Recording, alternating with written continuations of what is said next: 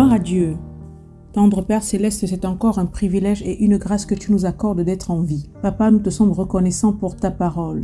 Merci pour ce moment de partage. Merci pour ta fidélité, pour ta grâce. Que toute la gloire et l'honneur te soient rendus à toi seul au nom de Jésus-Christ. Amen. Bien-aimés, que Dieu vous bénisse abondamment au nom puissant de notre merveilleux Seigneur et Sauveur Jésus-Christ. Nous prenons la parole de Dieu en ce jour dans le livre de Hébreux. Hébreux chapitre 10, nous allons lire un verset, le verset 23. Je suis dans l'édition de Louis II. Retenons fermement la profession de notre espérance, car celui qui a fait la promesse est fidèle. Je vais le redire. Retenons fermement la profession de notre espérance, car celui qui a fait la promesse est fidèle. Que toute la gloire soit rendue à Dieu seul, au nom puissant de Jésus-Christ.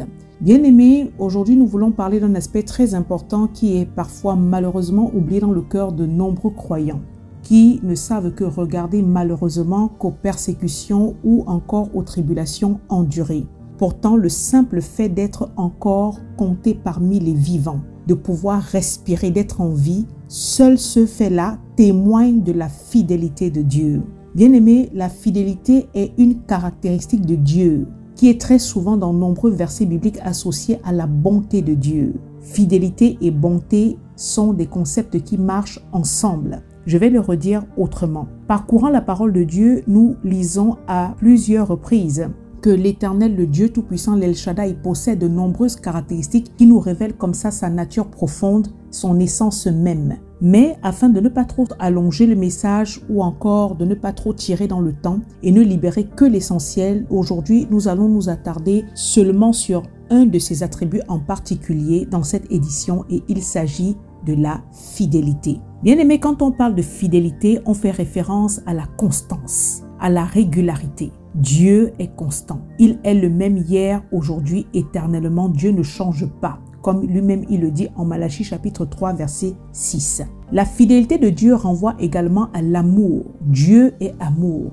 La fidélité de Dieu renvoie à sa bonté. Nous savons que Dieu est bon tel que déclare le psaume 31 verset 20. La fidélité de Dieu renvoie au respect de ses engagements, au respect de ses promesses, comme nous l'avons lu dans le texte d'introduction, au respect de sa parole. Jérémie chapitre 1 verset 12 dit que Dieu veille sur sa parole pour l'exécuter. Le concept de fidélité de Dieu est très puissant parce qu'il englobe également la loyauté, la véridicité de ce Dieu que nous servons. Enfants de Dieu, nous devons réaliser que Dieu est vrai. Nombre chapitre 23 verset 19 déclare que Dieu n'est point un homme pour mentir, ni fils d'un homme pour se repentir. Ce qu'il a dit, ne le fera-t-il pas? Ce qu'il a déclaré, ne l'exécutera-t-il pas? Quand Dieu parle, il nous dit la vérité, il ne nous ment pas. Et son désir en tant que père a toujours été celui d'établir avec nous, ses enfants, un climat de confiance, de sécurité, d'intimité et d'amour. Un climat où Dieu garde son alliance et révèle sa bonté, sa compassion, sa miséricorde tous les jours envers nous, ses enfants. Chacun de nous ici présent, chacun pour sa part, regardant attentivement à son année 2024, quel a été son parcours en faisant son bilan, devrait être capable de proclamer, de psalmodier, de chanter la fidélité de Dieu. Car si Dieu ne nous avait pas gardés, bien-aimés, assurément, nous ne serions plus. Parce que la parole déclare que si l'Éternel ne veille, celui qui veille, veille en vain. Dieu est fidèle. Et aujourd'hui, parce que nous sommes encore tous là assis, réunis à écouter sa parole malgré tous les hauts et les bas, Dieu est fidèle. C'est parce qu'il est fidèle. Dieu ne nous a jamais, dans sa parole, promis que la vie serait un long fleuve tranquille. Mais bien parfois, nous le constatons au quotidien que la vie est parsemée d'embûches, de tribulations. Nous sommes sur terre. Et cette terre, comme le déclare 1 Jean 5, verset 19, est sous la coupe de l'adversaire. Mais nous sommes de Dieu. Et 1 Jean 4 déclare que nous avons la victoire en Christ parce que Christ en nous est plus grand que celui qui est dans le monde.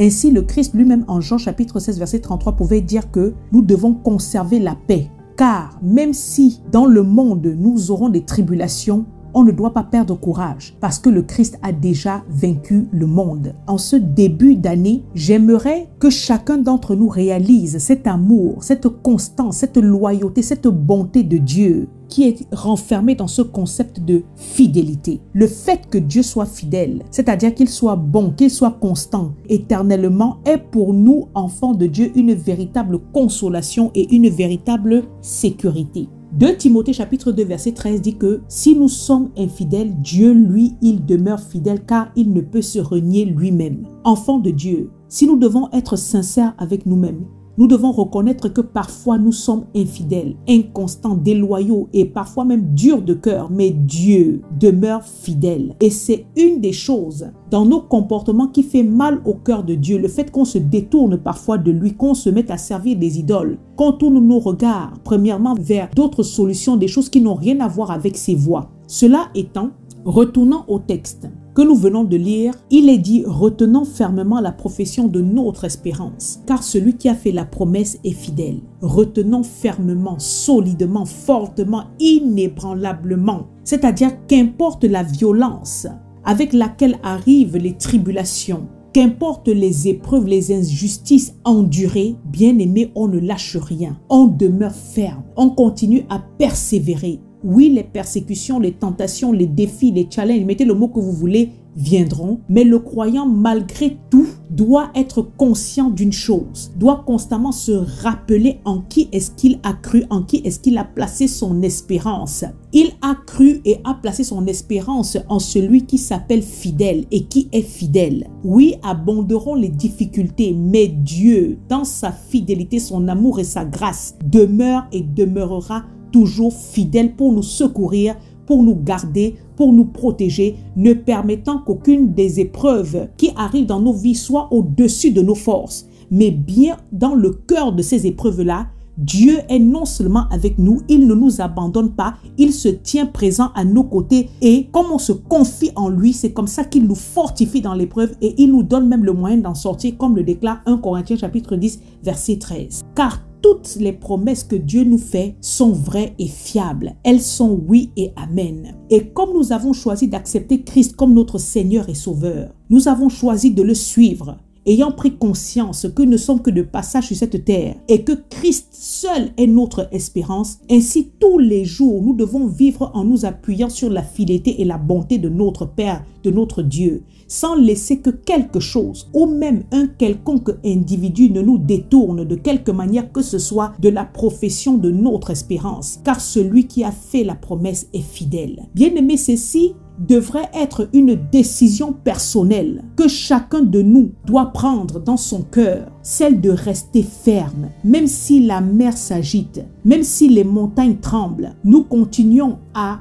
demeurer fermement convaincus que notre Dieu est fidèle et il ne nous abandonne pas. Le psaume 46 verset 2 à 4 dit que Dieu est pour nous un refuge et un appui, un secours qui ne manque jamais dans la détresse. C'est pourquoi nous sommes sans crainte quand la terre est bouleversée, quand les montagnes chancellent au cœur des mers, quand les flots de la mer mugissent et écument, se soulèvent jusqu'à faire trembler les montagnes. Il est un fleuve dont les courants réjouissent la cité de Dieu, le sentier des demeures du Très-Haut. Bien-aimé, Dieu est fidèle et il ne nous abandonne pas. Cela est pour nous une certitude. Sa fidélité, sa bonté, son amour, sa constance dans les sentiments qu'il éprouve envers nous ses enfants bien-aimés, sont une sécurité, une conviction et représentent pour nous une expérience forte sur laquelle nous devons tenir. Et face à tout genre d'adversité, que ce soit la maladie, le chômage, les blocages, les attaques de sorcellerie, les déceptions humaines ou autres, que sais-je, nous pouvons en tout temps déclarer comme Paul le fit, « Je sais en qui j'ai cru.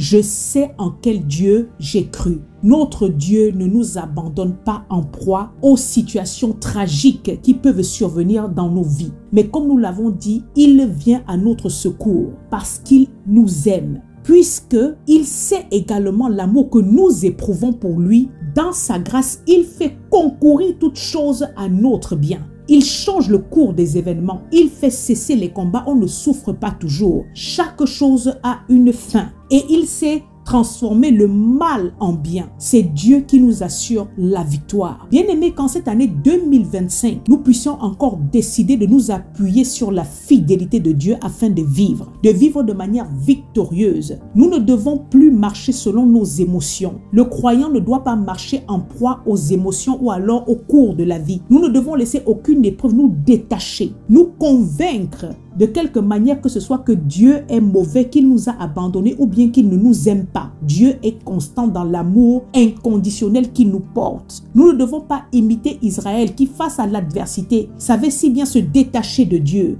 et parfois même aller jusqu'au murmure, voire même se détourner vers les idoles. Dieu est constant dans son amour et s'attend également à ce que nous aussi, ses enfants bien-aimés, nous soyons constants, nous soyons fidèles. Souvenons-nous par ailleurs en Galates chapitre 5 verset 22 que la fidélité fait comme ça partie du fruit de l'esprit qui est cité. Au milieu de l'amour, la joie, la paix, la patience, la bonté, la bénité, la fidélité, la douceur et la tempérance. La fidélité est le 7e des fruits qui est cité. Et nous sommes, je le redis, appelés à manifester cette fidélité au nom de Jésus-Christ. Bien-aimés, je vais être redondante et dire à nouveau ceci. Dieu est fidèle et il est également omniscient, c'est-à-dire qu'il sait toutes choses avant même que la chose n'arrive. Il sait déjà quelles seront nos différentes batailles. Il sait déjà tout ce qui nous attend durant les mois, les semaines, les jours de cette année 2025 à venir. Mais il dit à une personne qui m'écoute en ce jour, je suis le Dieu fidèle, je n'ai pas changé. Mon amour pour toi demeure inconditionnel. Je n'oublie pas l'alliance que j'ai contractée moi-même avec toi, mon enfant. Je suis avec toi constamment. Mon enfant bien-aimé, fonde ta foi ferme sur ma fidélité. Arrête de vaciller. Ne t'agite pas, ne chancelle pas, ne laisse rien t'ébranler. Car je suis celui qui contrôle toutes choses. C'est moi le Dieu Tout-Puissant. Et même si tous autour de toi te déçoivent, t'abandonnent, sache que moi l'Éternel, je ne t'abandonnerai jamais. Seulement, je te demande obéissance. Marche dans mes voies sans te détourner de ma face, parce que j'honore ceux qui m'honorent et je marche avec ceux qui marchent avec moi. Bien-aimés, soyons reconnaissants à Dieu pour la vie, pour le souffle de vie, pour cette grâce de le connaître, de lui appartenir, d'être appelé son peuple. Et déclarons comme Jérémie le fit en plein milieu de la désolation en Lamentation chapitre 3 versets 22 à 23 que les bontés de l'Éternel ne sont pas épuisées. Ses compassions ne sont pas à leur terme. Elles se renouvellent chaque matin. Oh, que ta fidélité est grande. Déclarons comme David, cet homme de combat, cet homme de guerre, habitué à la persécution, à la menace de l'ennemi, mais qui savait compter sur la fidélité de Dieu parce qu'il avait expérimenté à plusieurs reprises. Déclarons comme il le fit en 2 Samuel chapitre 22 versets 31 à 37 que les voies de Dieu sont parfaites. La parole de l'Éternel est éprouvée. Il est un bouclier pour tous ceux qui se confient en lui. Car qui est Dieu si ce n'est l'Éternel? Qui est un rocher si ce n'est notre Dieu? C'est Dieu qui est ma puissante forteresse et qui me conduit dans la voie droite. Il rend mes pieds semblables à ceux des biches et il me place sur les lieux élevés. Il exerce mes mains au combat et mes bras tendent l'arc d'airain. Tu me donnes le bouclier de ton salut et je deviens grand par ta bonté. Tu élargis le chemin sous mes pas et mes pieds ne chancellent point. Bien-aimé, c'est l'Éternel qui veille sur nous. C'est Dieu qui nous garde. C'est lui seul qui nous couvre de ses plumes. On trouve un refuge, un abri, une protection sous ses ailes. Sa fidélité est un bouclier et une cuirasse, nous dit le psaume 91 verset 4. Voilà pourquoi en cette année, durant toute cette année 2025, nous devons continuer à nous appuyer sur la fidélité de Dieu. Car lorsque Dieu notre Père déclare une parole, lorsqu'une parole sort de sa bouche telle qu'il est dit dans l'Ésaïe 55 verset 11, jamais elle ne retourne à lui sans effet, sans avoir exécuté sa pleine volonté et accompli ses desseins. Bien-aimés, ne lâchons rien. Recevons ce message aujourd'hui comme une consolation, une tranquillité, un apaisement pour nos cœurs, pour nos vies, que nous ne sommes pas délaissés, encore moins abandonnés en proie aux diverses tribulations. Mais la fidélité de Dieu est pour nous, ses enfants, une cuirasse et un bouclier. En d'autres termes, sa fidélité est une protection solide et infaillible. Appuyons-nous sur la parole de Dieu, sur ses promesses, car celui qui a fait la promesse, comme l'a dit le verset de l'introduction, est fidèle.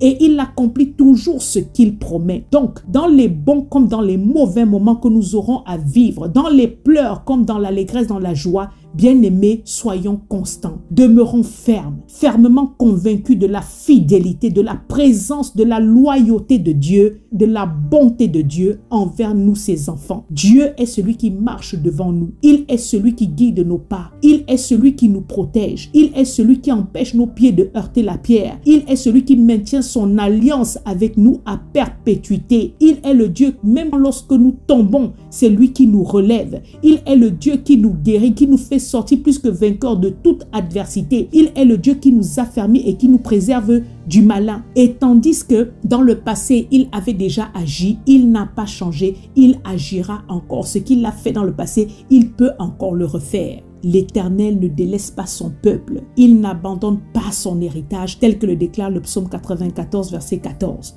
Voilà pourquoi il est temps de tourner les regards encore et davantage sur Dieu, sur sa parole et de compter jour après jour sur sa fidélité. S'accrocher fermement à lui au nom puissant de Jésus-Christ. Retenir fermement la profession de notre espérance parce que celui qui nous a fait la promesse est fidèle. Que Dieu vous bénisse abondamment au nom puissant de Jésus-Christ.